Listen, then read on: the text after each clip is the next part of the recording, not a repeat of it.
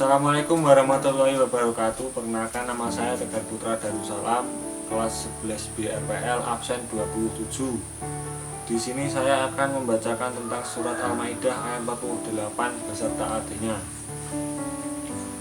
Wa anzalna ilaikal kitaba bil haqqi musaddiqan lima baina yadayhi minal kitabi wa muhaiminan alaihi fahkum bainahum bima anzalallahu wa la tattabi ahwa'ahum amma ja'aka minal haqq likullin ja'alna minkum syir'atan wa minhaja walau sya'allahu la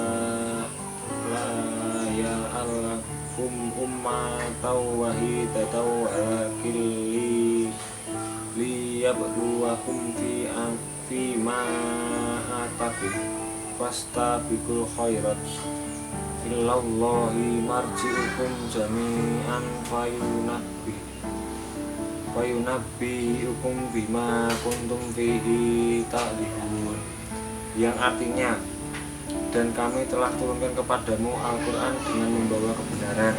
Sebenarnya apa yang sebelumnya, yaitu kitab-kitab yang diturunkan sebelumnya, dan batu ujian terhadap kitab-kitab yang lain itu. Maka putuskanlah perkara mereka menurut apa yang Allah turunkan, dan janganlah kamu mengikuti hawa nafsu mereka dengan meninggalkan kebenaran yang telah datang kepadamu. Untuk tiap-tiap umat di antara kamu berikan aturan dan jalan yang terang. Sekiranya Allah menghendaki, niscaya kamu dijadikannya satu umat saja. Tetapi Allah tidak menguji kamu terhadap pemberiannya kepadamu. Maka berlomba-lombalah berbuat kebajikan, hanya kepada Allah lah kamu semuanya, lalu hanya kepada Allah lah kembali kamu semuanya. Lalu diberitahukannya kepadamu apa yang telah kamu perselisihkan itu.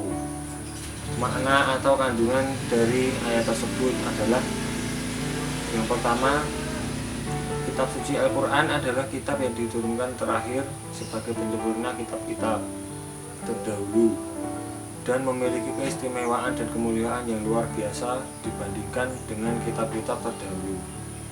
Di antara keistimewaannya adalah isinya terjaga keasliannya atau kemurniannya, dan isinya paling sempurna berlaku sepanjang masa. Keragaman agama di dunia ini disengaja untuk menguji manusia dalam memilih agama yang benar. Semua manusia dianjurkan untuk berlomba-lomba dalam kebaikan. Jika ada permasalahan, hendaklah kembali kepada Allah, maksudnya kembali kepada Al-Quran sebagai jalan keluar. Yang kedua, saya akan membacakan tentang surat An-Nisa ayat 59. Ya ayyuhalladzina amanu atiullaha wa atiur rasula wa ulil amri minkum wa in tanazatum fi syai'in farudduhu ilallahi wa rasulihi in kuntum tu'minuna billahi wal yaumil akhir dzalika khairu wa ahsanu ta'wila, yang artinya: hai orang-orang yang beriman, taatilah Allah dan taatilah Rasulnya dan ulil amri di antara kamu.